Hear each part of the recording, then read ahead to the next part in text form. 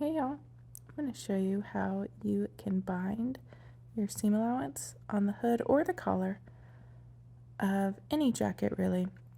This is the Hale half zip, but you can use this method on anything. So I have my strip of binding. For this particular pattern, we're going to cut it at 1¼ inch wide or tall, and then as long as your hood or your collar piece. And if I'm perfectly honest, usually I just cut it super long or plenty long and then trim it down at the very end. You don't need to stretch your binding. I am using knit fabric here because my main fabric is like a kind of a athletic-y type fabric, and it has a lot of stretch, so I wanted my binding to stretch with it. If you're using something like a fleece, you don't need really to use anything with stretch. If you're using something without stretch though, you're going to want to cut it on the bias. It takes a lot more fabric, so in general I use a knit so that I do not have to cut it on the bias. You can also use pre-made bias binding, but you're going to have to change your seam allowance up a little bit, and it's a little bit trickier, so I highly prefer this method. I'm just going to serge this on just like I would if the binding wasn't there, so with a 1/2 inch seam allowance. Okay, now we're going to take it and press it. We're going to press the seam allowance down. I like to press the binding up, and then I like to press the binding in half, so just like this. Your binding should be slightly bigger than your seam allowance, and then fold it down.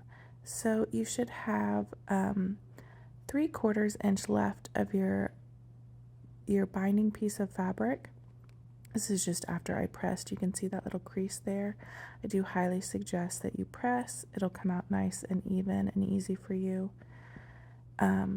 So fold it in half, that's 3/8, so it should more than cover your 1/4 inch seam allowance.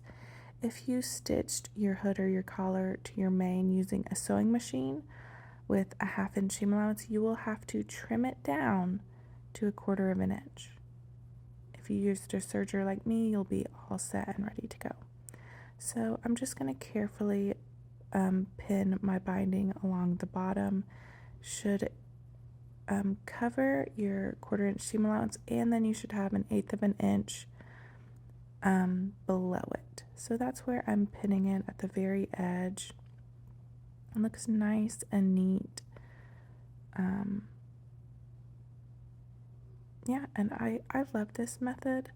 I've done it a lot of different ways, on zippered jackets or hoodies or whatever you're sewing, where you can unzip it and it can lie open. I really like to cover those seams just because it gives it a really nice, neat finish and look when it's open. Here's the time where you can stick in a tag if you want. I thought I was going to put this tag in, and then I actually changed my mind later on. You can do it under the binding just like this, like I'm doing right here. This one was a little difficult with the curve. I needed to set it up into the binding a little bit more, and it would cover up some of the words, which is why I ended up taking it out. You can also sew it directly to the binding. You can press the sides under and then stitch down each side. Then it's almost like a little hang-up loop that you can use as well. This is the longest step here on this. If you really take your time pressing and pinning here, the rest will go nice and smoothly. I do highly suggest, if you're using a knit like I am, use one that's easy to work with, that you've worked with a lot.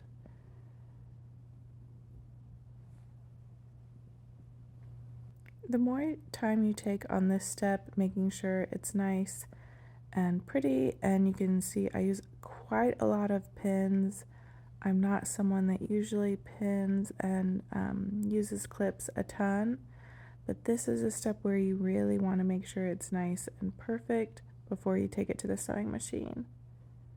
If you're a beginner, I actually recommend basting this first because you want it to look pretty from the inside and the outside, the top and the bottom, however you want to phrase that.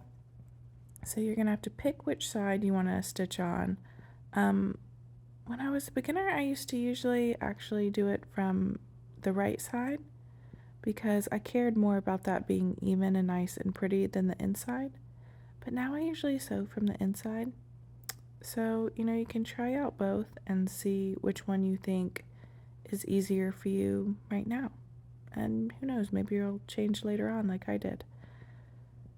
Alright, now it's ready to take to the sewing machine. I did change my mind on this tag. So I took it out.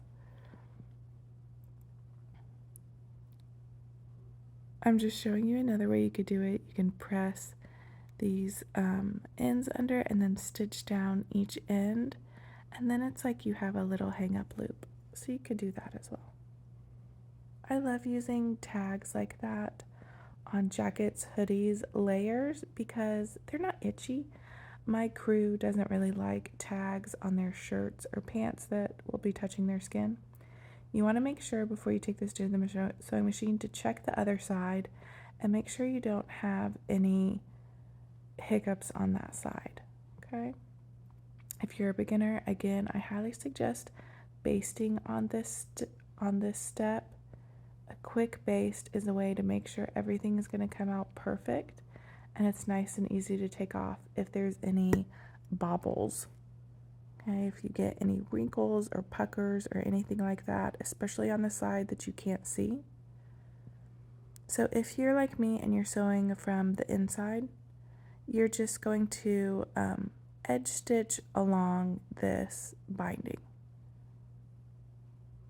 Okay, so you're somewhere in between 1/4 inch and 3/8 inch. The very edge of your fold of your binding is 3/8, so you're just under that. And you just want to make sure it's nice and even because on the right side, if it is not even from that seam allowance, you're going to be able to tell on the right side of your jacket.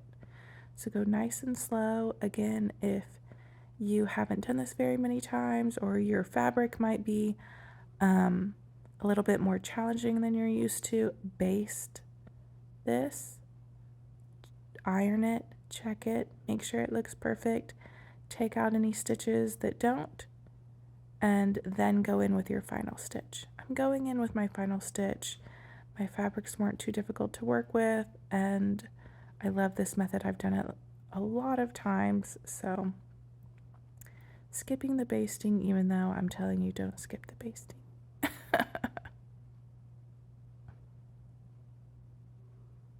You want to make sure your stitch matches your fabric.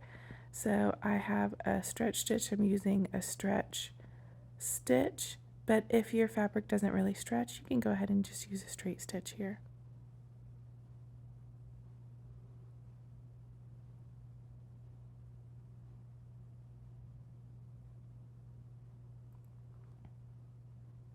All right, there we go.